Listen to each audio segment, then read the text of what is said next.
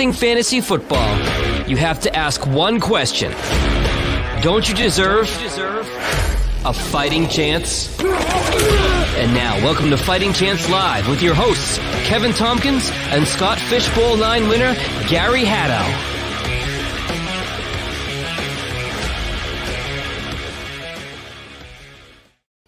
Ladies and gentlemen, welcome into Fighting Chance Live. I am Kevin Tompkins of Fighting Chance Fantasy, also of Fighting Chance Fantasy. My good friend, my compadre, my Fishbowl 9 winning Gary Haddow. Gary, my friend, how are you on this evening? Oh, I'm doing great. Wednesday nights, hump day. Always love to get here and spend the evening talking some shop with you. And man, what a week we have coming up. Week 14 playoffs are fully in effect for pretty much everybody. So it's gonna be a wild weekend. Yeah, we are what's deep in some playoff, and it's not going to be your typical show. We do go through the slates weeks 1 through 13, but we're not going to do that tonight. We are going to go into individual players that you either should be starting or that have questions because you brought those guys to us. You wanted to know, should we start player A? Should we start player B? So that's where, fan service. We're going to do that. We're going to go through those players, let you know who you should be starting to keep your championship run going. Yeah. And, once we get through some players, we'll try and do some this or that. Obviously, we'll be doing the bulk of that on Sundays with our Fighting Chance kickoff show at 10 a.m. Central. But for now, let's just jump into it. And we're going to start at the most important position in football, and that is the tight end. No, we're going to start with quarterbacks. So, there's a lot of questions going into this week, and I really wanted to start with a player near and dear to my heart because I wanted to rip him. He ripped my heart out, and that was Josh Allen. He, destroyed the Niners, but this week he is going to be going up against Pittsburgh and their vaunted Pittsburgh Steelers defense. And there's just questions. I mean, I'm hearing people concerned about whether or not they should start him, if it's going to be worthwhile or not. So let's dive in. Josh Allen did have a dip in the middle of the season where he started off red hot, was the MVP, probably front runner. And anybody that drafted him was like, I just struck gold. I got him, 5th, 6th, 7th, 8th, 9th, 10th, or like all the, whatever your league scoring format is, you probably didn't get him you didn't have to take him any earlier than the 5th, even in some super flex leagues and stuff. So with that being said, he had that dip and then he comes back. He had one good game, another dip. And then last week, against the Niners defense, he went off 375-4. He looked unstoppable, and that entire offense did. But again, that was the Niners defense. Niners defense is not the Steelers defense. So this week, are you hesitant to start Josh Allen? Let's go with that. Not at all. This was a matchup against the 49ers where it was pretty much set up for Josh Allen to almost fail. We know that narrative with Josh Allen that, he can't, rise up to the challenge in big games. And look, he was quarterback 2 last week. So that's at that spot, you have to play Josh Allen, no matter the matchup. You saw Alex Smith against Pittsburgh, pretty much death by 1,000 cuts the Steelers. He wasn't putting up gaudy numbers, but he did what he had to do to win the game. He was almost up at 300 yards, through a touchdown. Allen is certainly a threat with his legs. You have to account for that. Pittsburgh can be beaten deep. They do allow some deep shots, certainly average air yards per target. They are one of the worst. I believe they're bottom quarter of the league in that. And then there are pieces as well. I mean, Diggs is an auto start. Cole Beasley's getting there. We'll talk about him in a little bit, especially with John Brown out there. Those are really only the only guys that I'm willing to start on that offense. Gabriel Davis is pretty much a reach here. DFS, like darling. Yeah, he's a contrarian. If you're gonna be very contrarian, with an Allen Diggs, you could possibly go with Davis as well. And he'll be low owned and he'll be low salary. But yeah, Josh Allen, I think you have to start no matter what, even against Pittsburgh. Yeah, and I think it is really important to note that the the Pittsburgh Steelers, they're getting hit by the injury bug right at the wrong time. Maybe they'll get some of these guys back a little bit, but we saw Devin Bush go out earlier in the season. Bud Dupree just tore his ACL. Joe Hayden just had a concussion last week, so he will be back at the right time. And then Spillane is going to be out too.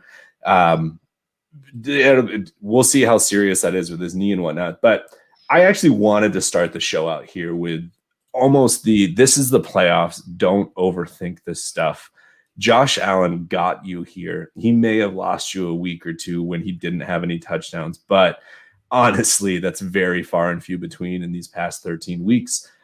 Dude's awesome. Really don't overthink this. Start your studs, and this is one of those guys that is a stud, getting hot at the right time. And as Kevin said, Diggs and Beasley right now, they look amazing. They have a connection. I was so wrong on Stephon Diggs, and it's gonna bite me for years in my main keeper league. I don't care at this point, just because he looks so awesome, and he is getting exactly what he wished he would always get. And they paid up for him, and they are going to continue featuring him. The dude's a stud. So no questions there. Yep, 100%. And you got to look back to before the beginning of last year when they paid a little money to get John Brown. They paid a little money to get Cole Beasley. I mean, Cole Beasley 4 for 29. I mean, that's looking like a bargain right now. He's on pace to have his best season that he's had. He's basically, his value is not only being that underneath slot guy that they work in the red zone. That's very a unique role for a player like him that you would think would just be an underneath slot guy. But the maturation of Josh Allen, you need those guys. And John Brown was a guy that was coming off of concussions and coming off of, the health concerns, maybe the off the field with I believe the sickle cell. So he wasn't going to go for a high price, and he didn't. Cole Beasley, everybody thought he's just a slot guy. These are guys, that you don't think of when you're building a team. And then you bring in an alpha like Stephon Diggs. Having those weapons, surrounding a young quarterback, putting the faith in him, restocking the offensive line. I mean, that offense is fantastic. They just have to shore up a little bit more of that run game. And I think they will, do that in time too. It's still a work in progress a bit. Completely agree. And even their defense is coming on strong. So this is going to probably be a marquee matchup for this week. I mean, the playoff implications, if the Steelers were to lose again, I mean, there's a lot on the line here. So I'm excited for this game. And, if you go to fightingchancefantasy.com, you can look at Kevin Tompkins, my beautiful co-host, this way. He does his rankings there. And so those will be our Fighting Chance Fantasy rankings we refer to throughout the rest of the show. But he has Josh Allen at QB 11. I think it's fair. I think you could put him a little bit higher. I don't think he should get really any lower. I think there's no way you put him outside of QB 1. So QB 11 feels right, just giving the Steelers some of the respect they deserve. Yep, 100%. And that was pretty much baked into that ranking. You could put him higher, but I think, you have to give a little respect to the Pittsburgh Steelers in being able to knock off a little bit of that upside. So, with his rushing floor and then the passing on top of that, I think that's a good spot for him. Definitely. So moving on to another hot shot from last week, and I am very all over the place here. So this is Baker Mayfield. Shout out to Kevin on whatever show. I think it was on Kickoff we were talking about, especially beforehand. And KT had said he was going to be putting Baker in his primary DFS lineup on DraftKings, and I didn't listen, and I should have. And Baker just lit the world on fire in that first half. They didn't even have to do much. What was it?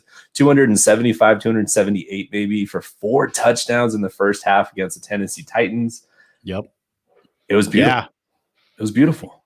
Yeah, he was a monster. And that really goes almost without saying now, start your quarterbacks against the Tennessee Titans. Mm-hmm. Which we'll just, a little segue there real quick. Who's going against the Titans this week, Kevin? The immortal Don Flamenco. No, that's Mike Glennon. I'm sorry, not Don Flamenco from Mike Tyson's Punch Out. But yeah, I like Mike Glennon as a top end streamer this week at quarterback. I have him at QB 14. I think with Jaguars pretty much just playing for nothing right now. I think Glennon can certainly go for close to 300, go for a couple touchdowns. Tennessee doesn't pressure anybody, so I think he'll have plenty of time to throw lobs up to Colin Johnson. I think James Robinson will certainly be well involved too in the passing game. We know, he's been criminally underrated all season, despite just being an absolute stud all year, and a consistent one at that. Yeah, completely. And I feel like we should just start calling him the immortal Colin Johnson and just try and get that to stick, even though it's like his third NFL game. I don't even know if he played earlier in the season. All right. So back to the Cleveland Browns, who, they are definitely in the playoff, not even hunt. They are firmly in the playoff picture right now. What the hell do we do with Baker this week? Going up against the Baltimore Ravens. I actually am more scared of the Baltimore Ravens defense than any defense in the NFL. It hasn't panned out 100% that way, but I just think that when they click, they are better than any defense in the NFL. So what do we do with him this week? Is he a QB1 for you? No. He is nowhere near that. I believe I had him at QB 22. So I mean, Baker was a really good. It was a sharp play against the Titans, who, like I said, can't pressure anybody. A whole different animal here going up against the Ravens. They certainly allowed Baker to throw for 4 touchdowns in the first half. You're not going to see that against Baltimore. His 2 best games this year were in Week 7 against the Bengals and the Titans last week. So you put Baker Mayfield behind a stout defense. Just don't chase box scores here. He's not even on the streaming radar. Completely agree. How do you feel then about his pieces, though? Because he has developed quite the connection with Jarvis Landry. I mean, Rashard Higgins is there. Austin Hooper hasn't done anything much to my chagrin, but he also has those studly running backs. So let's start with Landry. Is he someone that you're going to be trusting? Yeah, absolutely. If he's a low-end wide receiver too, for me, I think you can just plug him in. You've got a floor, and we'll get to somebody asked us a question regarding Jarvis Landry, and we'll certainly dive in a little bit there too. But yeah, as far as Jarvis Landry goes, I think he's just got a safe enough floor that you can plug him as a wide receiver too, not really have to worry there about really any kind of low floor. Yeah, I definitely agree. And I think and we'll get to Nick Chubb a little bit later, but Nick Chubb, you're never going to bench him, especially in a week like this. So it kind of goes back to start your studs. When it's guys that are on the fringe, they can ride the pine, sit on the bench. Yep. So that brings us to another topsy-turvy quarterback that I never know what to do with, despite my absolute hatred for him. I feel like every week he is always going to pop off, and that's Jared Goff. He's so confusing. I mean, you think that he is always going to be this epic quarterback, but just his touchdowns, which isn't like the defining metric, because his yardage is almost always there, but 0-3-2-1, 2-2-2-1, 0-3-0-1. Doesn't have a 4 touchdown game in there, which is a little surprising to me, given, he's Jared Goff, he's with the genius McVay, and yet somehow he's had an off season. It seemed like it's taken them some time to click. And right now, I would say he is more boom or bust than Tyler Lockett. Just had to throw in another divisional sick burn. And man, you're making me laugh at my own jokes. I'm laughing, man. So this week they're going up against the New England Patriots. What are you doing with him this week? I've got him lower than Baker Mayfield. So we just saw, the Patriots defense just absolutely stud up against Justin Herbert. So in one of the lowest over-under totals on the slate, 44.5 for tomorrow's game. It is at home, but Jared Goff is somebody that I would put into my lineup and kind of shudder, because he just has almost not a rock bottom floor, but a floor where if he does not, if he just bottoms out, he can lose you a week. So I think Jared Goff is very hard to trust for me, though I will say the pieces, certainly you can play Robert Woods as your mid-range wide receiver 2. Kupp is your wide receiver 2, but more on the low end. And then for the running game, I mean, that's going to help Jared Goff a little bit. If he gets some more Cam Akers, his newfound utilization, he saw 65% snap share, which was the highest of any Rams running back. I believe actually second highest of any Rams running back this season, and saw 21 carries. So that leapfrogs over Henderson. Malcolm Brown saw his least usage of the season too. So, that should help Goff, but it's not going to boost his ceiling, and certainly not in this matchup here, where you got to figure the Patriots are going to be playing a little bit more inspired, even though they're kind of on the playoff fringes. I even have it written here in the doc because I think it is very true that the New England Patriots seem to be going through their annual transformation where they get shit right. And all of a sudden, they're a November, December team. I think we all thought that it wasn't going to happen this year, but it's hard to shut out an NFL team. They're led by the Chargers are led by Anthony Lynn, who at this point probably needs to be gone. That seat is hot. Yeah. Red hot. So I don't know. I really I even typed in here that I almost said I'm still staying with Goff. I think he's going to do it because I trust in McVay. But then I started looking at the numbers a little bit more, and I think we're just going to see Bill Belichick eat Goff for lunch, confuse him, get some turnovers in there.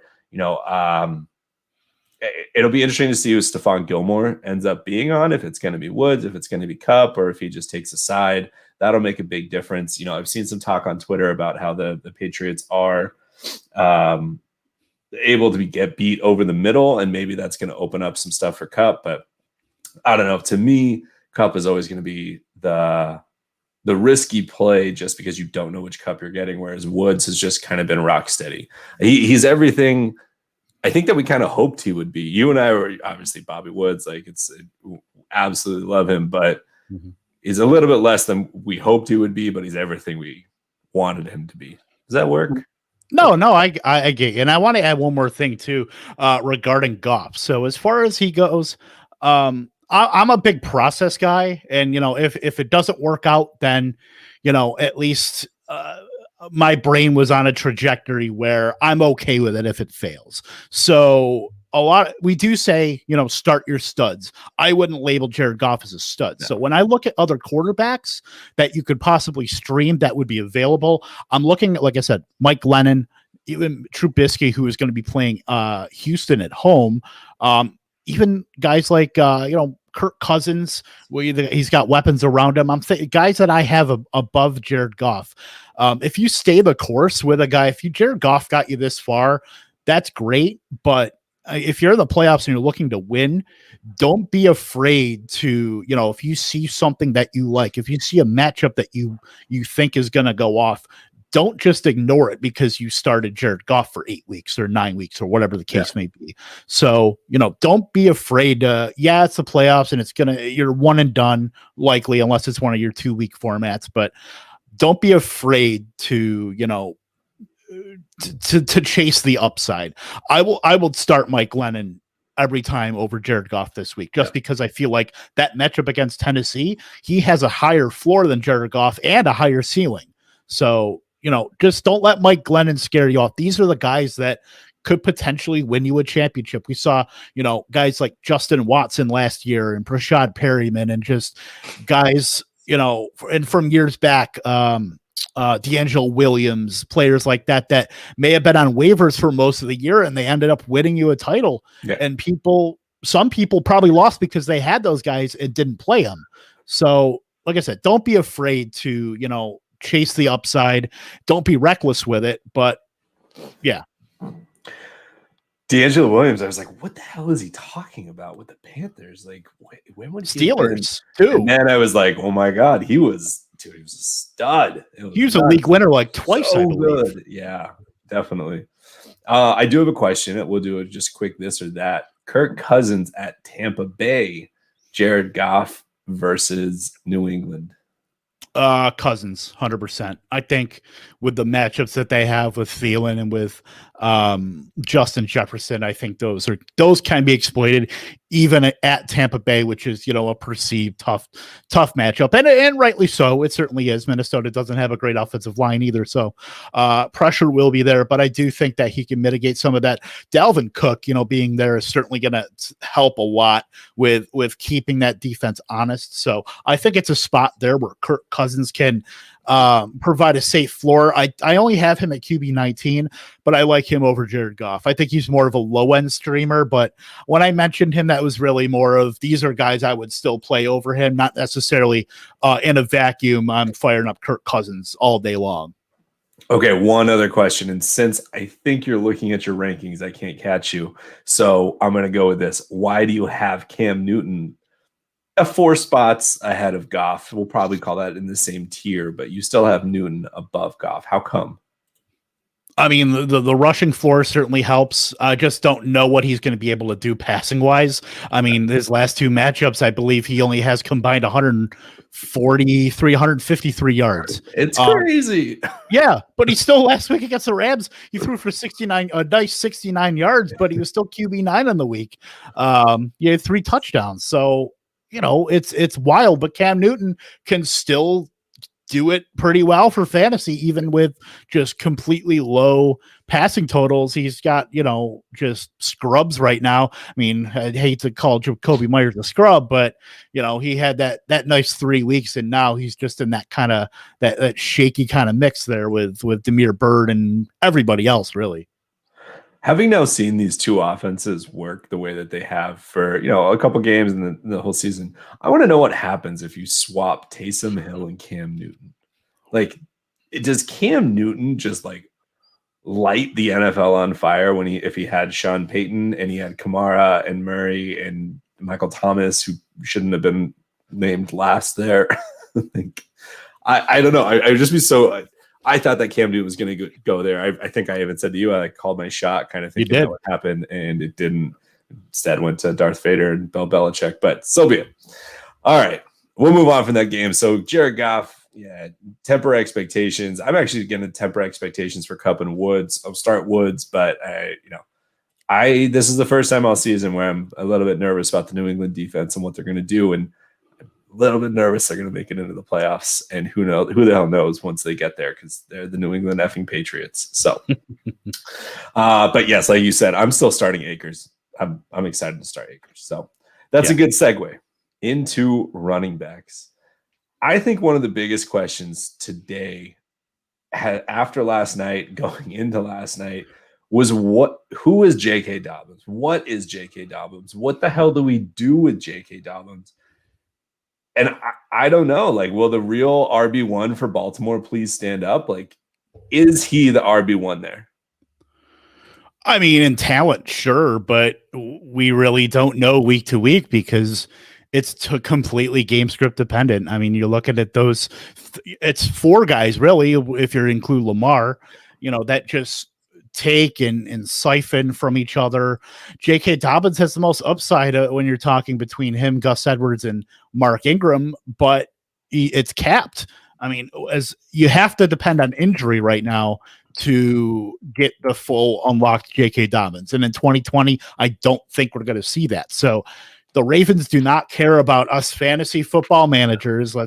That's abundantly clear. You know, so you got a 4-way split here. It's working out for them in real life football. So, I mean, why deviate? You just have to come to grips with the fact that despite rookie running backs that we've seen get, you know, move up and ascend into more touches, like a DeAndre Swift, like a Miles Sanders last year, you know, like we're maybe seeing with Cam Akers now, it's just not in the cards this year for J.K. Dobbins, and that's fine. You know, if you're in dynasty formats, you might be able to get him at a bit of a discount next year, when you would think the Ravens kind of cut Mark Ingram loose. Who knows with Gus Edwards? He was almost, you know, the rumors he was getting traded to the Jacksonville Jaguars. Right. But yeah, so with that, it could be just Dobbins and Jackson, and that could unlock him for, you know, a steady running back 2 role. But right now, I have him just outside of my RB3 ranks, just because we don't know what we're going to get out of him week to week. And Cleveland's not no slouch on defense either, though they can be run on. But if you're banking on 10 to 12 touches each week from a guy, you have to be pretty damn efficient with them. Granted, they have been, but they can't be super efficient like they were, against Dallas. I mean, you're looking at Lamar Jackson with 94 yards rushing, on 13 carries. Gus Edwards was 7 for 101, had a 30-yard rush. Dobbins was 11 for 71 and got a touchdown. Also a 30-yard rush. And a 30-yard rush where he almost broke it, I believe. Yeah. Yep. So yeah, it is what it is, but it's tough to trust J.K. Dobbins as anything more than a running back 3 right now, just because of the environment that they're in, the split that they're in, and just the fact that he doesn't have any upside with the amount of touches he gets weekly. So I have a question just to pivot away from 2020 playoffs. Who's your number one rookie running back going into of this 2020 class, who do you want the most for Dynasty going into next year? So it's CH, JT, Dobbins, or Swift, probably, or Akers. I guess now he's gotten into that. It depends on who they bring in as a head coach, but I'm on DeAndre Swift, honestly. Yeah. I think it's a close race between all those guys. It depends on, I believe Marlon Mack is a free agent, so I don't think you have to worry about him in Indy. Bell should probably be gone. So we'll see what they do with CEH. It's tough, but as far as a consistent workload that I think he can lock into, I think DeAndre Swift has the highest upside at this point right now, that projecting into 2021. Fair enough. I will agree with that. I thought that might be your answer. So we have a question here in the box, in the chat, and that is just for this week: Swift, your boy for next year, maybe, or Gaskin for this week? For this week, I will go Swift against Green Bay. I think I haven't looked at they obviously activated him. I think, he should be able to get plenty of carries there, and some passing down work too. I think he's going to take a little more from Kerryon Johnson in that regard, though. I do like Gaskin because they only use one running back and very seldomly, give any more piece of that running game share to any other back in Miami. They're all hurt anyway. So even against Kansas City, I mean, Gaskin, you could pretty much fire up for 15 to 18 opportunities there.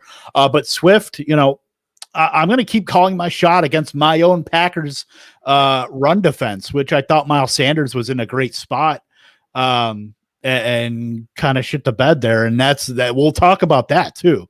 But DeAndre Swift, I like him over Gaskin this week. I have him as a high-end RB2, certainly has the upside to jump into the RB1 discussion. Yeah, I definitely will agree. I actually think the Lions are going to keep this competitive, despite the fact that I took the Packers to cover their spread. So we'll see how that goes. But back to Dobbins real quick. I do see him as higher than RB37. I can understand why you would put him there. I think it's actually a little too low. I would probably have him in like the low to mid 20s, just because what his upside is. And I think the biggest thing that was missing because they didn't need it was that the only target thrown to a running back was to Mark Ingram. And I don't see that happening much. I think that Dobbins is their pass catching back. I think that Gus is their go-to back, their ground and pound back. And then they'll just sprinkle in old man Ingram whenever they need to. I think that Dobbins is going to be more heavily involved. He got 11 touches. I would think he's going to get closer to 15 or 16 opportunities.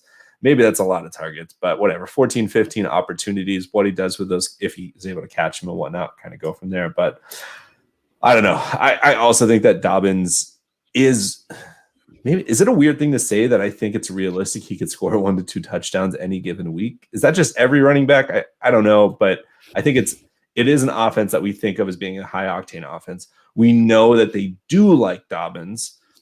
Obviously, he's a chance to go for 0 probably is a very high likelihood. But I don't know. Everything seems to indicate that John Harbaugh knows what he's doing. And I don't know. I don't know. All of this is also encapsulated with Dobbins' touchdown came with 4 minutes left. I think I'd even turned the game off. And then I saw that he got a touchdown and I was like, oh, damn. Okay, that's cool. So I am starting him as a back-end RB2, and I am comfortable with it, but I do understand the hesitation. I think that he will be the most asked about running back this weekend.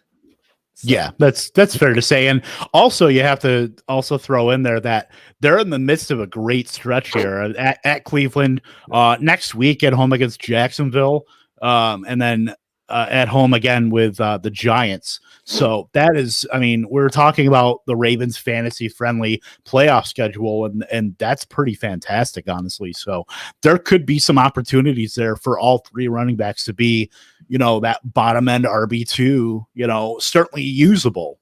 Maybe not, you're not throwing them in as, you're in your main RB slots if you have other guys, but those are flexes that with upside. Even, Gus Edwards, I would feel very comfortable starting just because he has a baked in role in that offense. J.K. Dobbins has the highest upside of any of those three running backs there. So, yeah, perhaps you know what? I did bring Adrian Peterson down because Swift did get activated, so I didn't account for that. I brought him up to a spot, so he's 33 now. Oh, well, in that case, I didn't even know I brought him up, so we would have been good. I brought him up for you. I can't help but laugh that you just said I'd be comfortable starting Gus Edwards, as if RB 45 is something you would be comfortable starting, because I can't imagine that Gus is much higher than that for you. We'll move on.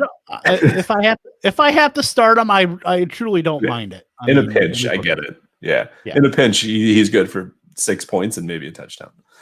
So let's move on to one of the more enigmatic players of how many weeks has it been now? I mean, I guess he was injured and then he came back, hasn't really done anything. And that's Miles Sanders. I won't lie. I have not paid much attention to Miles Sanders since he's returned from his injury. And I don't know if that's because that says more about him or if that just says more about the offense and its ineptitude lately. So I have a bunch of questions that I just want to ask you. So I'm going to throw these out, and then from there, we'll see where the conversation goes. Does Jalen Hurts being the starter for the Eagles this week help or hurts Miles Sanders this week? Oh, that was brutal, Gary. It was so good. That's all right. I'll give you a pass. Yeah, but I mean, Jalen Hurts is certainly going to affect Miles Sanders. I mean, you're already looking at the Saints, who had the league's best defense, against PPR points per game allowed to opposing running backs. So that's certainly that's one avenue where the Eagles are already going to be behind the eight ball. And then it's a catch-22 when you're talking about a quarterback that can run the ball like Jalen Hurts can. You see increased efficiency from your rushing attacks with a mobile quarterback, thanks to that added threat that they, present to opposing defenses. But that quarterback is always dangerous in terms of siphoning opportunities and, poaching or vulturing from the running backs. And we're already looking at Miles Sanders, who he has been barely a running back 3 in week 11, but he got 8 touches in week 12, 10 touches in week 13. So clearly, Hurts should give them a little bit of shot in the arm. But as far as the upside in this offense, I'm not very enthused by any pieces in this offense, Miles Sanders included, especially in this matchup against the Saints. Man, I thought Boston Scott had way more touches than this. I looked at it earlier, and I just looked at the wrong lines. I don't know. I'd be so nervous starting Miles Sanders, especially because that you paid a top 20 pick for him, and probably a top 14 pick for him, and just like, what the hell do you do now? I just have to add, yeah. How afraid of you of the Boston Tea Party revenge game with New Orleans? Oh, man. Revenge game. I suppose, but geez, that's no thank you. Give me Gus. No, I was going to say give me Gus Edwards, but revenge game against Jacksonville. Yeah, right. Yeah, that almost revenge game. But yeah, I mean, you're looking at Miles Sanders, who, like I said, 10 touches, 6 touches last 2 weeks against New Orleans, where they could be phased out of that running game relatively early if Hurts doesn't put a spark into that team. That's a tough proposition, especially in the playoffs. I mean, you're trying to chase upside here, and yeah, Miles Sanders is a guy you drafted later in the second round, but you have to, the writing is on the wall, and it's just in big bold letters. You have to kind of pivot here. If you have to play him, I guess I don't hate it because you know what he can do week to week. But if I have better options, I'm going to those options. I feel like you missed a golden opportunity to say, unless Jalen puts the hurts on the New Orleans defense, then you're going to be hurts by starting Miles Sanders. Dad Joke Wednesday, sponsored by Fighting. Apparently, it's a Jalen thing. So, real question. Back to reality and PPR leagues: Dobbins or Sanders? Geez, I think they're pretty close together. Yes. I would go Dobbins there, honestly. Change your rankings. I will. I always like to call anytime I'm listening to any podcast and people like pick one guy or the other. I'm like, they need to change their rankings. Yeah, it doesn't work that way, but whatever. Yeah. No, yeah, I agree with you. I actually would take Dobbins over Sanders. Sanders could easily break a 70-yard touchdown run, catch, whatever. I mean, Dobbins could. We've just seen it more frequently from Sanders because he's been in the league for longer. But this is going to be such a tough matchup. Again, this is almost just another one of those take the under on this game like it was last week because the Saints are just going to destroy that offensive line. I feel bad that Jalen Hurts' first start is against the Saints right now, who are looking just like this ferocious top 3 defense. So yeah, they didn't plan that out well, did they? No, yeah, right? They should have. So for Fighting Chances rankings, just so anyone listening, Sanders is at RB28 in PPR.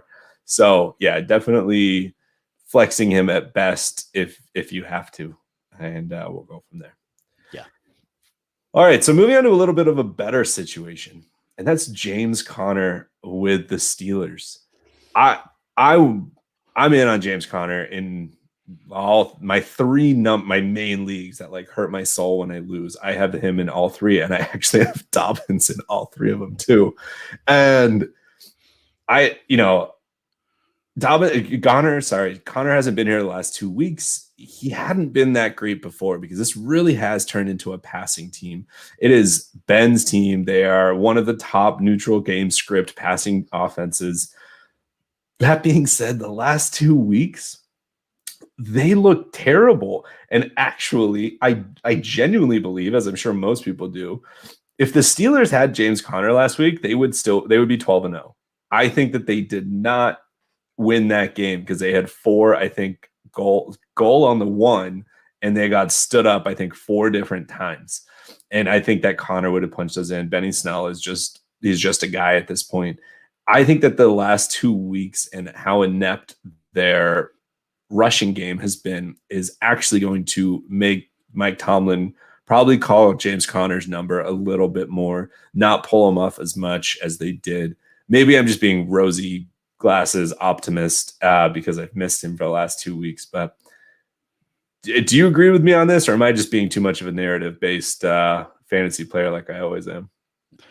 Just James Conner deserves better, but you can't fault the offense in Pittsburgh for using what they have and going off of that. So we know the Steelers had their fantastic wide receivers. They had Ben Roethlisberger, and the Steelers apparently going against what they've done for the last almost 3 decades. They are not willing to #establish the run.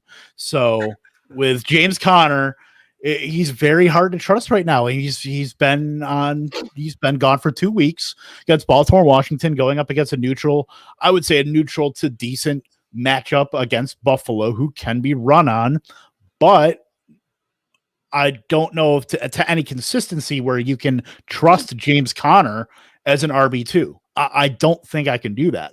I'll trust him in my flex spot. I just don't think that with the volume that they've given Ben Roethlisberger to just throw the ball all over the field and then just use the running game as almost an afterthought, you can make that case where you think that, okay, they're going to go the other way. It's starting to get colder. They're at Buffalo. They're going to be at Cincinnati the next week where, yeah, we might need that running game. But James Conner's also coming off of, being on the COVID list, and he hasn't had game action since week 11.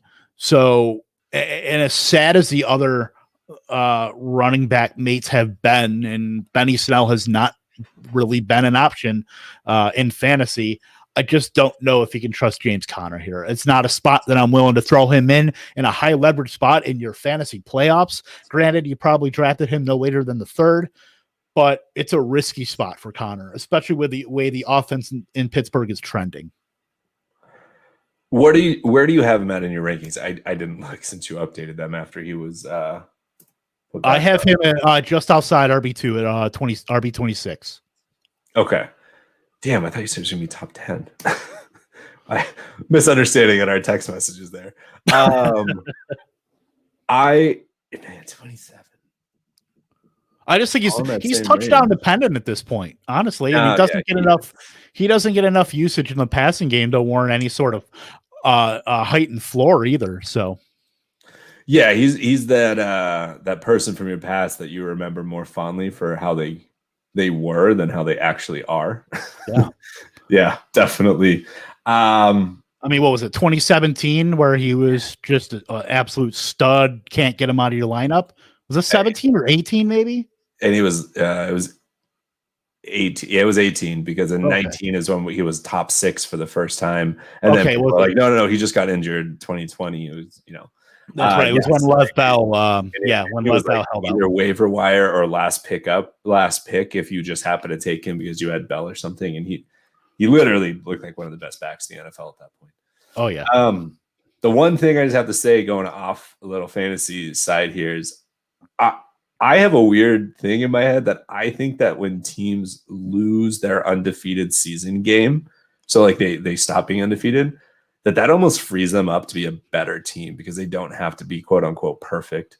And that I think the Steelers are going to win this game, even though I actually thought that the Bills had a good chance to upset them. I'm nervous about what the Bills just did to the Niners, but I think the Steelers are going to win this. The Steelers are going to go on a tear, and they're going to be awesome. Deontay Johnson might be, again, one of my favorite players in the NFL right now. Dude's just awesome. Just awesome. Yep. He's a stud, 100%. Everybody that pumped him up and finally got me to buy in. Thank you. There are too many people to name. So the musical cue as my award ceremony is going down. But yeah, he's just awesome. So, yeah, I wish I'd gotten him more in the 5th round than I did Michael Gallup. Ooh, yeah, that's rough. I had too many shares of Michael Gallup. I swear. That ruined a lot of my teams. Was just this Michael Gallup. I mean, his usage anyway, even with Dak, was suspect, and now just it is what it is.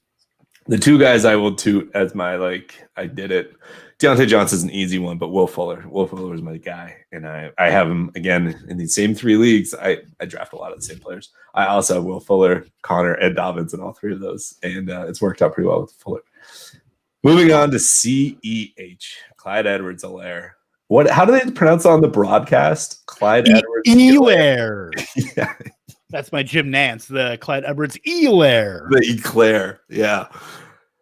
What the fuck? Sorry, but what do we do with this guy? He pulled a David Johnson, active, totally thought it was going to be him, and then Andy Reid just said, nope, just going to ruin everyone's night. Yeah, sounds about right. I mean, we learned later he was on an emergency basis, so if you started him like I did in a couple leagues, womp womp, but you have to figure he should be fine against the Dolphins. It's a bit of a tough spot because we know how the Dolphins have been the last month and a half.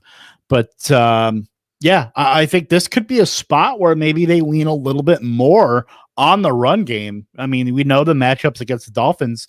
Tyreek Hill can certainly, it doesn't matter who you put in front of him. He can outrun anybody, whether it's Byron Jones or Xavier Howard, whoever they put on him. But this could be a game, like I said, where I think they could lean on the run. And I think you could start him as our RB2 here. I have him just barely outside of that at RB26, but I think you can start him pretty confidently. I think Bell's certainly going to work his way in too.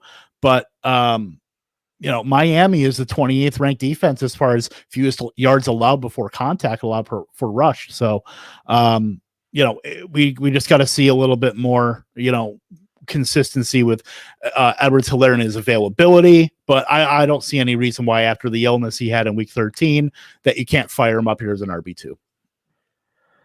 I'm really hoping so. And I do agree. I think that they're going to go back to him and going kind of in their run up to the playoffs and whatnot and take some of the pressure off. I remember when I very foolishly declared that I felt that the Chiefs were now more of a running team and they just used Mahomes as they needed to. And that was the week that Mahomes threw 5 touchdowns against the Jets just because he felt like it, I think. Yeah, I will never proclaim stupid stuff like that until this week and every week since then. But yeah, I just got to agree with you. I mean, I hope that this is the week where he gets going a little bit more again and they just ramp him up, and we just kind of hope that it was just all a blip before. I do think that they need to get him going in the passing game, specifically to avoid the Dolphins front so that they can avoid that kind of not negative yardage, but very, very short yardage situations they can force themselves into. So, all right. Shall we move on to wide receivers? Let's do it. Tyler Lockett. He's Tyler good. Lockett has been confusing, right? Yeah. I don't really know on a week-to-week basis what you do with Tyler Lockett other than you just pray. You just send positive vibes, do whatever it is that you do, and you just hope that the fantasy gods are in your favor, right? Because he is just he's just so boom or bust.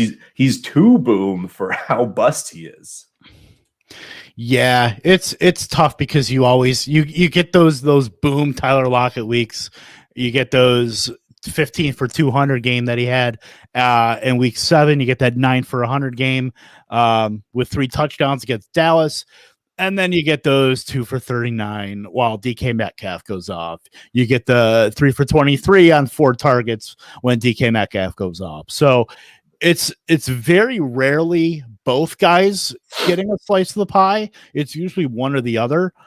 But in this matchup, I mean, it's flip a coin. You have to start both of those guys. You have to start Lockett. You can't sit him under any circumstances. So in this this matchup against the Jets, you got to fire them up and hope, they can't really defend the slot. They can't defend, anything as far as pass defense. I believe they're 23rd ranked against fantasy wide receivers. So you have to start both and hope Lockett gets in the end zone. I think he could put a usable floor up, but geez, I'm looking at his PPR finishes. He has 2 top, overall wide receiver 1 finishes. Other than that, he has only 2 other top, wide receiver 1 finishes above wide receiver 12. Other than that, 44, 72, 32, 62, 53. It is truly boom or bust, but the boom weeks have buoyed him. And I think that you start him without fear. I think that the Jets, I don't have the specific number in front of me, Kevin, you can look, but I think that the Jets might be one of the worst, if not the worst, against slot wide receivers. And that's where they get burned week after week after week. It's insane. Not that Waller beat them. He beat him on the outside a couple times, just like terrible tackling. But you're talking about a tight end there. He's still going to be seeing a lot of those same looks over the middle type thing. So I think that they will be using Lockett. The fear, right? I think the fear is that he could dodge because he has done it. But I think the fear is just that the Seahawks got embarrassed by the Giants. They just lost to the Giants, which I only know one person who saw that coming, and I think they just wanted to do it for the bet. Shout out to Dustin Hoagie. Like I was shocked when he put the bet down for the Giants to win it, and they did. I just think that the Hawks are going to obliterate the Jets. Like there's no way this is a competitive game. I think this is going to be a heavy Chris Carson game, kind of similar to CEH. Like they're going to keep getting Chris Carson going as they get into playoffs. I'm nervous that they won't use him, but on the flip side, I want to just think that they're just going to say Wilson has been a little bit down lately. I almost had Wilson on this as what the hell do we do with him? But he saw he was playing the Jets, and it's like you can't not start him against the Jets. Right. I think he's just going to go off and just everybody's going to have fantasy galore games and everyone's just going to be like, oh, the Seahawks are back, even though it's the Jets. Yeah, you're hoping for. I mean, we've seen the Jets. I prognosticated with a few of their matchups that this could be a game where they shut down the passing game early and then just run it out. No, Kansas City, Mahomes I believe had 5 touchdowns and almost 400 yards against the Jets.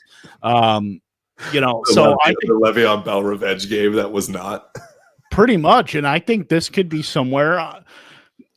There's that chance that could happen again, but I do think Pete Carroll tends to take his foot off the gas a little bit and just let his run game work in because he's got to get Chris Carson more involved and Carlos Hyde. I'm guessing that's he's going to keep Hyde involved and keep that going into the playoffs and have kind of that 1-2 punch. It's never really one guy with Seattle. He's always had a complement. So.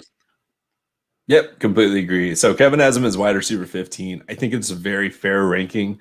I think it's probably going to most rankings will be between like 15 and 18-ish just because of the respect he deserves. He's not as if he's been terrible. There are a few weeks he's been bad, but I think in this, he's just going to keep it going. So moving on to the next one, we talked about him a little bit earlier, and that's Cole Beasley. And again, I'm going to say that like I wasn't the only person that brought this to the table, but I have a weird debate, and not weird. I'm not starting Cole Beasley, but that's because I have AJ Brown, Allen Robinson, and Julio Jones.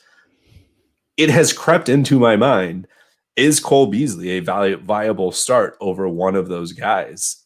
I've inevitably decided no, but like we're at that point in the season where Cole Beasley is he scores touchdowns better than Julian Edelman, and yet seems to be the Julian Edelman version of 2020. Is that a fair way to put it?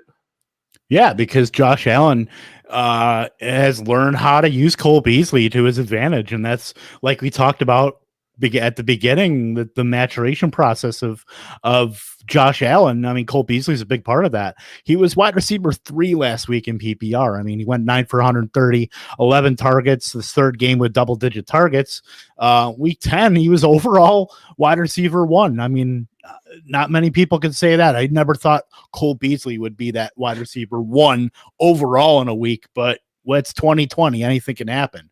So against the Steelers, who are susceptible against the pass, believe it or not. I mean, if Buffalo can get Josh Allen time, and we know Josh Allen can move around and buy himself some time, Cole Beasley is going to be an outlet. I mean, they don't really use the tight end in that range. They've got Stephon Diggs that can be an outlet there, and Gabriel Davis will be worked in a little bit. But I think Cole Beasley is he's as close to you have to start him while he's been hot like this. You almost have to start him at this point. He's just a locked in wide receiver 3 right now. Your comparison to Edelman, I don't think he has quite the floor of a Julian Edelman, but I get the comparison, and he's very Edelman-esque right now for Buffalo. As the safety valve for Josh Allen. And it feels like he has way more touchdowns than 4 on the year. I feel like you could swear that he has had a 2-touchdown game, but it's because he just has these insane double-digit catches and triple-digit yardage with a touchdown. So at this point, you have him ranked at wide receiver 36 this week. Yes. That is the cusp of wide receiver 3 and out of your lineup. Are you going to tend to put him in your lineup more often than not? Where's going to be your thinking about, just from a fantasy manager's perspective, when you would or would not put him in? I think even floor or ceiling play, I think you still got to play him. That's why, I think he's as close as you can get to that point while he's going right now. But you have to figure there is a little bit of a dangerous floor in there too. So that's why I have him down further than one would really think. But there are more upside options that I like ahead of him as far as, guys like Antonio Brown against Minnesota, T.Y. Hilton, who shook off a bit of that dust last week. Even T. Higgins going up against Dallas. So there are matchups that I like there a bit more than Cole Beasley, but if he's going to use has been, a few of these recent weeks by Josh Allen. Absolutely, Cole Beasley can be a wide receiver 2 or more. I just realized who your wide receiver 35 is, and I wish I had brought that up earlier in the show. Jarvis Landry. You spoke. Yeah. You made it seem like you're very comfortable starting him. I am, but there's a lot of good matchups as far as high upside. Like I said, Hilton, Higgins, Ayuk against Washington. Like I said, those Cincinnati, even the Cincy passing game against Dallas, Marvin Jones against Green Bay, Juju against Buffalo. Just going down the list, Dallas is facing Cincy, the Andy Dalton revenge game. There's a lot of good matchups this weekend for receivers. So that kind of takes Beasley down a little bit more for me. I dig it. I can get that.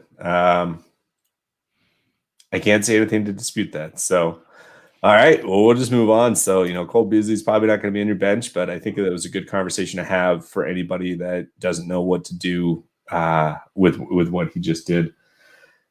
CeeDee Lamb. I have CeeDee Lamb in a league where we just have a small amount of keepers, and I am constantly texting. I have a co-owner, and I am constantly like, CeeDee Lamb needs to be a keeper. CeeDee Lamb needs to be a keeper. And then like next week, I'm like, no, maybe we're wrong. And then it's like, no, he needs to be a keeper. His numbers are so strange. He feels like he is elite, but at the same time, he has not hit that threshold repeatedly. So right now we're in week 13. Are you comfortable betting that your wide receiver, let's just say 2 in this situation, are you going to bet that CeeDee Lamb is that guy for you? If you have CeeDee Lamb as your wide receiver 2, you mean this week? Are you just pinning your hopes on that? Yeah. Probably not. I mean, we're looking at CeeDee Lamb, who obviously with Dak Prescott, he had 5 straight games of double-digit fantasy points of PPR against Arizona. When Andy Dalton's first game, he had 13 first starting game, had 13 points. But other than that, it's just throw a dart and you hope you hit the board, because we're looking at no fantasy finishes over wide receiver 20 for CeeDee Lamb. Last week it was 6 for 46. He's getting targets. He's got a good matchup at Cincinnati, so the talent is there. I mean, as far as a receiver in the National Football League, I think CeeDee Lamb is elite right now. I think he's the best receiver on that team as far as talent. His trajectory is absolutely through the roof.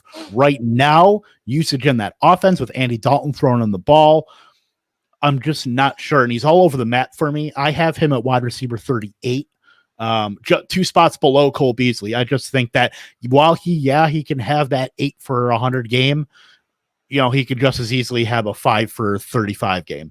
So I just don't think the upside is completely there for me to even put him in as a wide receiver 3, because we know Andy Dalton. Yeah, it's the revenge game narrative, but he's all over the map. He's been playing better, but there is always that dangerously low floor baked into anything Dallas, can trot out there as far as fantasy options. Yeah, and I think that's the case. He's one of the few players that I don't like ever taking out of my roster, but I think that that's just me being a biased fantasy owner, because I think everybody likes watching him play. He's just such a good wide receiver that they want him to be successful, or I want him to be successful. So I thought that against the Washington, it has been Washington, it has been Baltimore. Before that, he had a touchdown against Minnesota, and the game before that was Pittsburgh. So we'll see what happens. But yeah, I mean, probably now looking at wide receiver 3 or flex. It's funny, whenever I say flex, I actually tend to think in that wide receiver 3 range. But if you have to start him, you're probably comfortable starting him, because he's not going to bottom out, but you're not particularly excited about it, other than the upside of what he could have. Maybe you're not always expecting that to happen, though. Does that feel fair? Yeah, I mean, 2021, all bets are off. I mean, that's all I'll say with him. But right now, in this current iteration of the offense, I think you have to take him down a little bit, knowing, he has the potential to go off any given week, but there's a lot of factors going up against him, even though he's got a great matchup with Cincinnati. God, I want to see him and Amari and Gallup have a full season with Dak. It would be so cool. It'd be so fun, especially now that they, in theory, have Dalton Schultz and oh my God, who's their tight end that tore their ACL? Blake Jarwin. Blake Jarwin. You mean like that offense just gets better and better once Dak is back, I guess.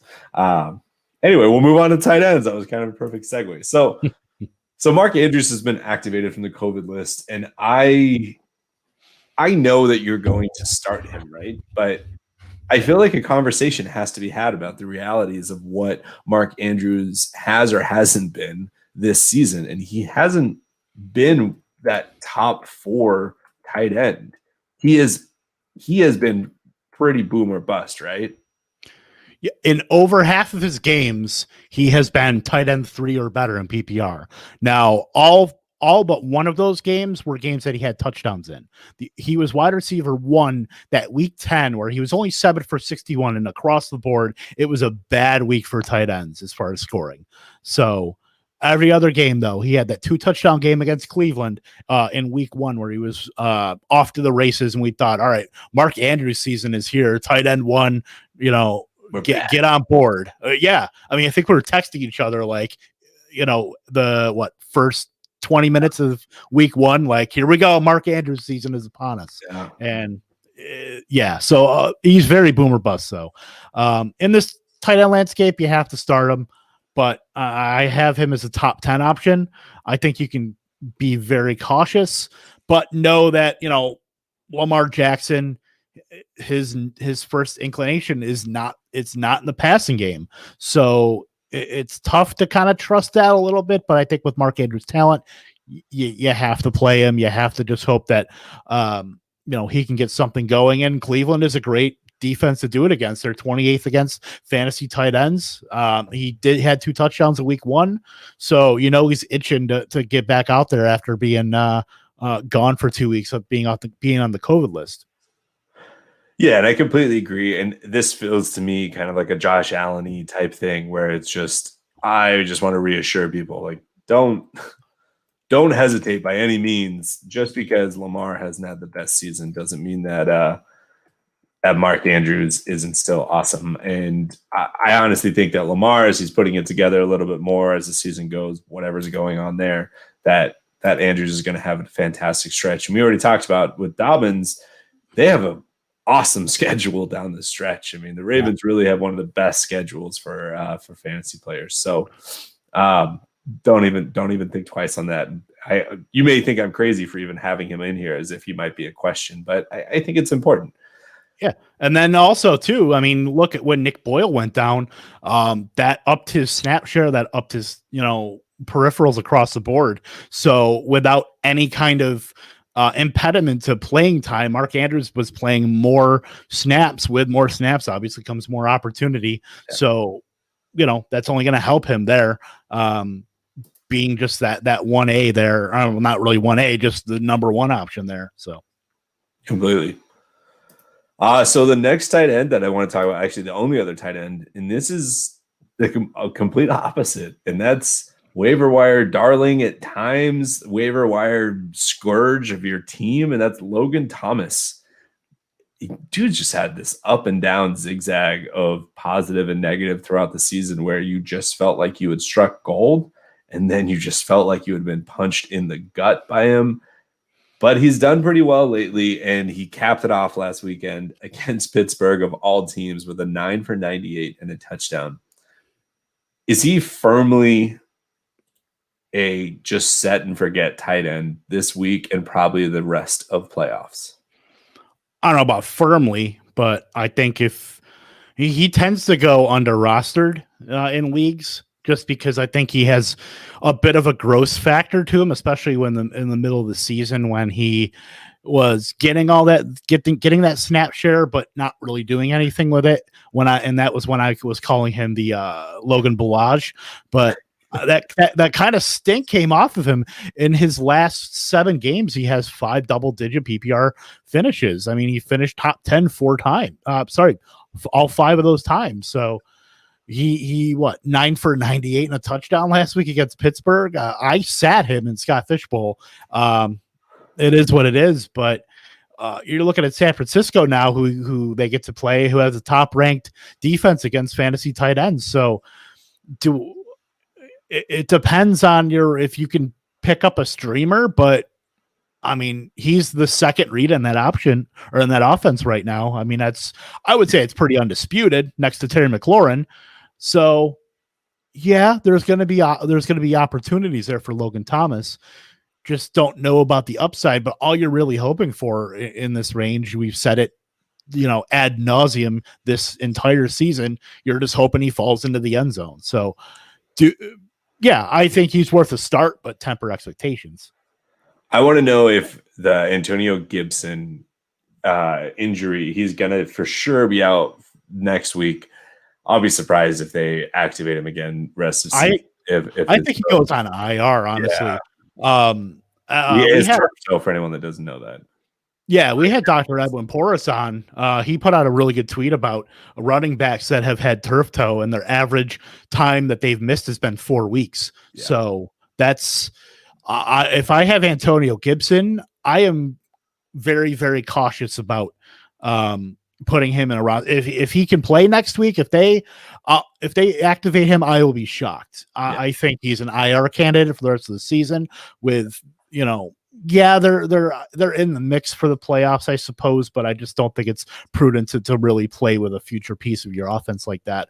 When you have all these running backs, like they're going to throw Peyton Barber out there, and I think that's fine, but I don't think you have to risk Antonio Gibson out there.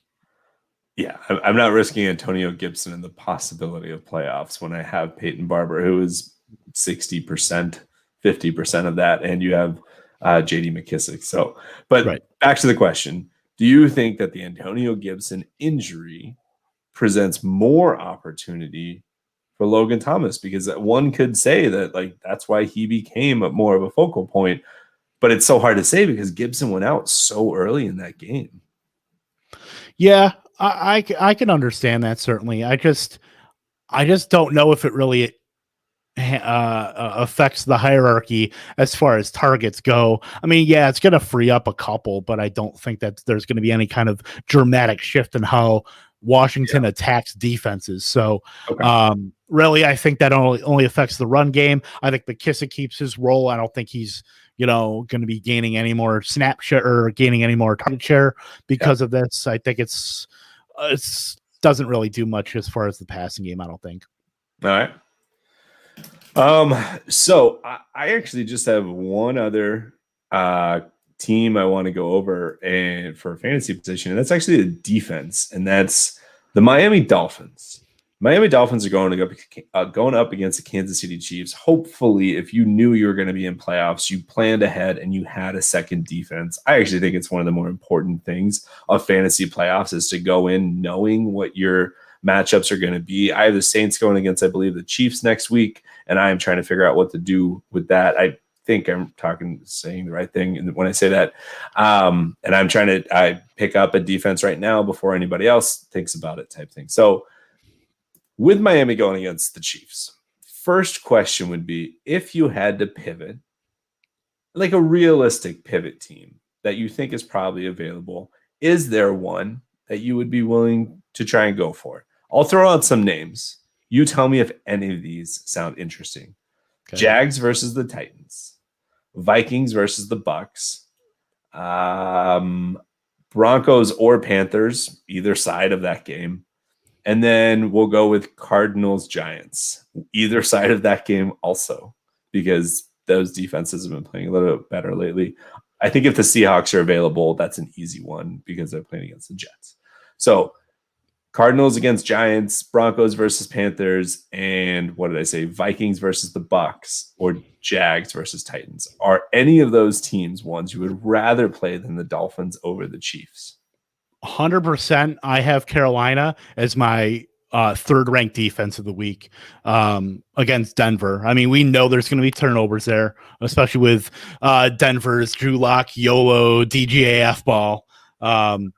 Certainly they're off their bye week, so they're a little bit fresher. They were defense number 2. They were defense number 3.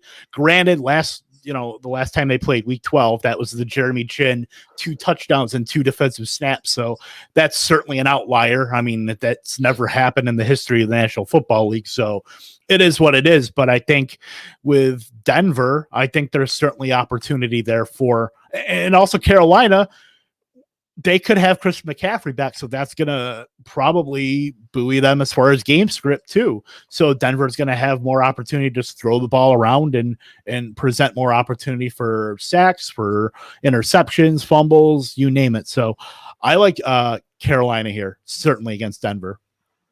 All right. I think that's enough for me because I think if the Panthers are probably not rostered, everybody thought that the Vikings game was a fluke because of those insane Justin Chin back-to-back touchdowns that occurred on literally back-to-back plays.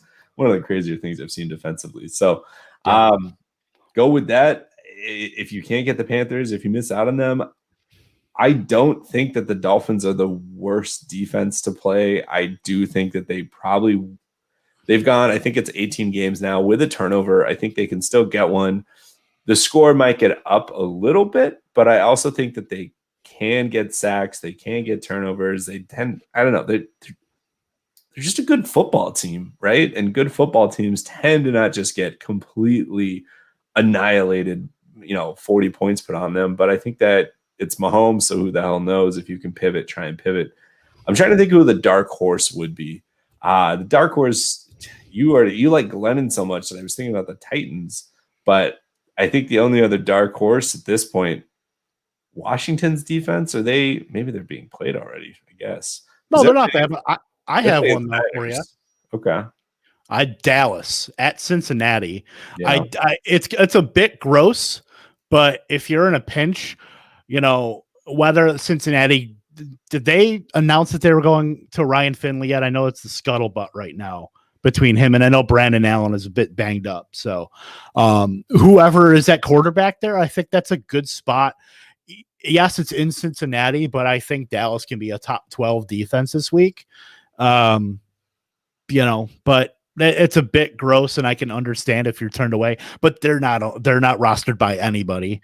And then, Washington, that could be a defense that's out there in a bit of leagues. And I'm trying to think of others. Like I said, Carolina, Tennessee maybe, but I like Glennon a bit more. So that is what it is. So Brandon Allen is playing. He will be starting. So I don't think it matters, honestly. Dallas's defense has actually looked a little bit better. Maybe I'm just biased from listening to the broadcasters talk about it, but they did dump players, and out of their bye, it's crazy to say that they've played better because they lost 41-16 against Washington. So maybe I'm just like remembering again those rosy glasses that I talked about earlier today, but I don't know. So if you can pivot from Miami, go for it. I don't think it's the end of the world. As always with defenses, you're inevitably going to pick the wrong one. At least that's how DFS has taught me to live my life. So let's jump in, unless you have some other players, but I think we're good there. Just a couple of this or that, and we'll go into these more in depth as people ask questions with our, again, Sunday Fighting Chance kickoff. It's at 10 a.m. Central Time. Same broadcasting with Periscope, YouTube, Facebook, whatever it is. And definitely come and ask us any of your questions that you have. Answer them live, answer them beforehand, whatever it is. And we're here for about an hour, maybe even a little bit longer if there are a lot of questions and whatnot, which we've actually had a very good stream of questions for almost the whole season. So it's been fantastic. Yeah, but, absolutely. 100%. Appreciate the support from all of you. Yeah, Axel Jansen, wherever you are, man. Sweet. Yeah. So gotta get him a free shirt. I know. Did I let the cat out of the bag? Yeah. We're gonna be having some t-shirts here, and we'll keep you updated. I'm actually in the process of designing them right now. Can't wait to for you guys to see them. There'll be some it won't be just the Fighting Chance live shirt, which there will be one, but gonna be some fun shirts out there. So keep posted for that. Hell yeah. Okay, so when it comes to this or that, Ezekiel Elliott or Nick Chubb. So Zeke is going to be playing against the we just talked about the Bengals, and Chubb is going to be playing against the Ravens. Yeah, give me Zeke. I mean, they used him. I believe he got 24 opportunities. He had 6 targets on top of 18 carries against Baltimore. I mean, he put up a mid-range running back 2 week last week after Thanksgiving, where against Washington, where he was just, you could tell on the sidelines he was not happy. He only had 11 touches that game, 3 fantasy points in PPR. I believe he had a fumble as well. So yeah, it was definitely a good bounce back there. I like him certainly against Cincinnati. They can certainly run on the Bengals, and I think they're going to win the game. But they are saying that Zeke Elliott does have a calf injury, and he was listed as limited in the estimated injury report. So keep an eye on that. Tony Pollard would be the next guy up there, but between Elliott and Chubb, Chubb is going to get volume. I mean, these aren't your last decade's Browns. The Browns are pretty damn good, and if there's one thing they could do, it's run the ball. I just like Zeke Elliott's ceiling just a little bit more. I had them back to back at running back 10, running back 11. Yeah, give me Zeke in that matchup. I will defer over to that versus Chubb against Baltimore, where he's going to be splitting with Kareem Hunt a little bit. I agree. I'm going to default to that. Rivers or Trubisky?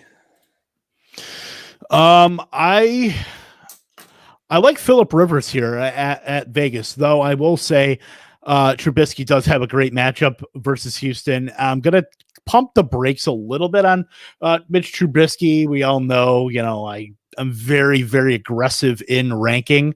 What is the Lions?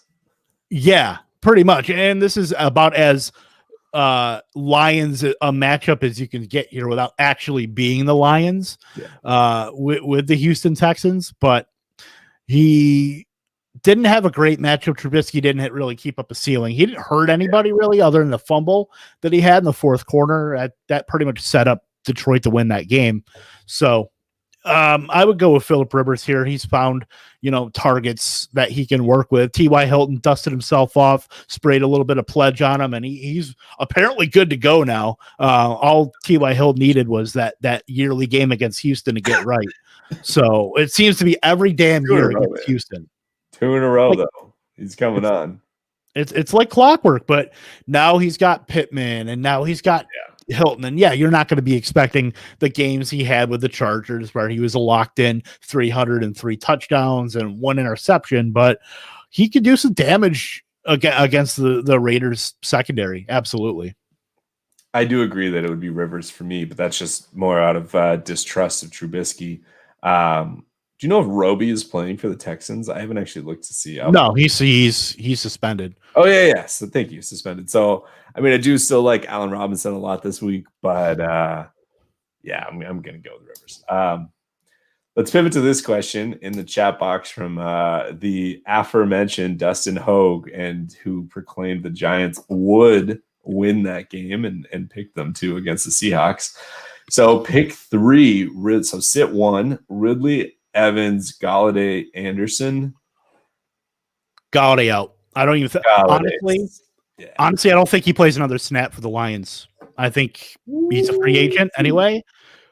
Galladay has been very critical of the Lions in social media posts on Instagram, I believe, and I think he put out another tweet before Patricia got fired. So I don't think he has any motivation to want to suit up again this year on a Lions team that's certainly not going to be competing for anything. So I think you just go with, Ridley and Evans are great. Robbie Anderson has likely without DJ Moore, who was placed on the COVID list. So I think Anderson could certainly monopolize a bit of that, especially if McCaffrey doesn't play. I mean, wheels up on Robbie Anderson. And AJ Bouye is out for the Broncos, so just at least something to try and have the Panthers game plan against that. AJ Bouye will be out, so I would agree. Sit Galladay. I hate playing players that just come off of injury. I'm happy to be wrong that week, but it feels like more often than not it was the wrong thing to put him in. So and he still hasn't really come off of that hip injury either. So I mean, he's dicey even if he does decide to play. I mean, he hasn't practiced. So you certainly can't trust him in this matchup. I don't know if you can put him out there for week 15, 16, 17 either. Yep, totally. I got another QB one here, and this is a difficult one. We were talking about this before the show. Kyler Murray versus the Giants, or Herbert versus, oh my God, we literally just talked about this. Falcons. Thank you. Against the Falcons. I'm leaning Herbert here because I think he'll have a bounce back game, but those are some two solid options. Where are you leaning? I'm leaning Herbert as well. I don't think it gets any worse than what happened at home against New England. I think that was, I'm going to throw that out because, it's the whole Bill Belichick versus a rookie quarterback narrative. That's whatever. But Herbert's a rookie quarterback who was just running so hot, and he was destined to have just a spot where the wheels came off. It's going to happen. It happened to everybody. It happened to Peyton Manning. It happened to Tom Brady. It doesn't matter who you are. The NFL humbles you in ways, and this was one of those humbling. In week 13, those are one of those humbling spots. Now, week 14, he gets a get right spot of all get right spots against Atlanta at home. So people might be hesitant to play him in DFS. I'm targeting this stack 100%. I don't think it's going to be as owned as people think because of what happened last week, but who knows? But I think this is a Herbert where you can just almost lock in 300 yards, 2 to 3 touchdowns. I think Keenan Allen is obviously, a top 5 wide receiver here. I think Herbert's just fine. Definitely. We'll go to a lesser important, I don't know, you know what I mean?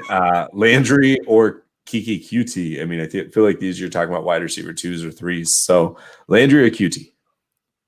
Well, they're right up against it, but one right on top of each other. So my thinking is this, and the beginning involves Kiki Cutie. So if you feel like Chicago, who Texans are going to be playing at Chicago, if you feel like Chicago's going to be winning in this game, or at the very least in a neutral game script, I think Cutie's the play between him and Landry. We were all kind of in a holding pattern with the Houston Texans offense minus Cooks, just seeing how it would shake out. And then we saw Kiki Cutie just absolutely just tear it up. We saw whoever Chad Hansen is put up 100 yards. He's the fourth brother. Yeah, he bopped his way to 100 yards, but 76% of the slot snaps Cutie play. That we were wondering, is that going to be the role for him? We've seen it before, but you're really not sure how the pieces fit after you lose Will Fuller, but he was just fine. He had a 25% target share too. But when the Texans are winning, that's when their 12% usage kind of cripples the slot position there. So he wouldn't see the field in any positive game script, or at least much of it. So if you feel like Chicago's going to be winning in that game, I think Cutie's the play there as a ceiling. Landry's your just prototypical floor play. I think he's just fine in most matchups where you can expect at least double-digit fantasy points. I like Landry he's a safety valve, and I like safety valve players in matchups like in weeks like this where I think you're going up against two tough defenses regardless, and I'm happy to go with Landry because I know that he is just the better wide receiver. I also am never going to be able to start Kiki QT outside of DFS with any certainty because I will assume that his hamstring is going to pop at any given moment because he is more banged up than Will Fuller is. So, just in there. Anyway, I ruined my joke by explaining it. I will say this, though. Chad Hansen, honestly, is a little – if he can keep up the usage he had 7 targets. If he can keep that up a bit, I believe he was 5 for 101. That's an interesting name that could be a fantasy factor there. So he could be worth a speculative ad. Maybe sharp people did pick him up to just kind of stash him on the bench. But if he's out there and you have the room, I don't hate it because if he shows the same peripherals that he showed last week, he played, I believe, close to high 80s in snap share. If he does that same thing, he's worth a pickup and he could be a flex play. So I would say go pick him up and kind of get the jump on everybody here. It's easy to write off a one-off performance like that, but with other factors at play, like the Texans offense kind of shifting a bit, needing another outside wide receiver. I believe they were talking about Stephen Mitchell being another outside receiver, but he didn't really pan out last week, especially not like Hansen did. But yeah, I think Hansen's worth a speculative pickup. See what happens this week. Then you pretty much got a flex option on your bench it just for free. That could pay dividends for you. Yeah, and that makes sense. If it pans out, I don't know if I'm ever starting Chad Hansen in the next 3 weeks, assuming it's just redraft. But we'll stick with the QT question, and we'll say Robbie Anderson. I'm pretty sure it's Robbie because I can't think of another Anderson, or Gabe Davis, or Kiki QT. Robbie Anderson all day. He's a wide receiver 1 for me this week. Yep, that's bolder than I was expecting this conversation to go. Wide receiver 1. He's not a wide receiver 1 for me. He's wide receiver 11. Okay, yeah, I was going to say he'll probably like 16 to 19 without thinking about it too much. So not too far off. It's a tier or 2 below. I think if McCaffrey's out, I think that's a good place for him, honestly. I actually ranked him there before that. I mean, Denver can be passed on if they don't have Bouye. If they're missing certainly DJ Moore, you have to figure with a positive COVID test, he's not playing this week. Yeah. So, and Curtis Samuel is also on the COVID list. We don't know about that. I think he was on the COVID list prior to Moore being placed on it. So he has availability where if he tests negative, he can play. But that's still up in the air. I think Robbie Anderson's just an absolute smash at that spot. I think he can be, we've seen him kind of trending downward in that offense, but I think he can just come right back up, wheels up. If Curtis Samuel doesn't play this week, I will be very sad. But Robert Woods or T. Higgins? Robert Woods. Certainly, he just provides a much more stable floor than T. Higgins. So T. Higgins is, I don't want to say he's not matchup independent by any means, but we've seen him keep some of that floor. He's had 2 back-to-back double-digit fantasy point weeks. He had 5 catches in both games. The targets aren't where they were with Joe Burrow, but I think with Dallas, Pittsburgh, and Houston on the docket, I think they have a friendly enough schedule where you could put T. Higgins in as a wide receiver 3 and not feel bad about it. Yeah, I agree. It's Woods, but Higgins is not a terrible play. Need 2 for David Johnson, James Conner, and Tyler Boyd and a half PPR. Okay, Tyler Boyd, James Conner, and DJ. David Johnson. Yeah. Okay.